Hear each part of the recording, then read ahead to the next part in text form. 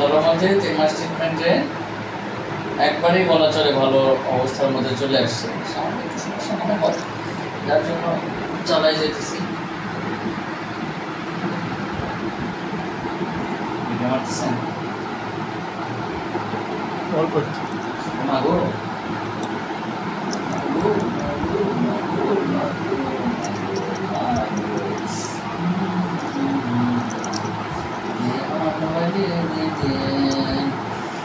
সারা জীবনের ইতিহাস লিখে দিতে হবে।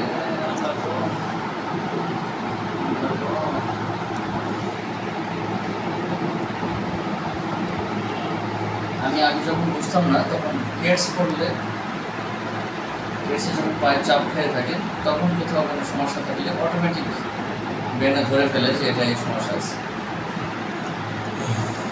ডাইরেক্ট নার্ভে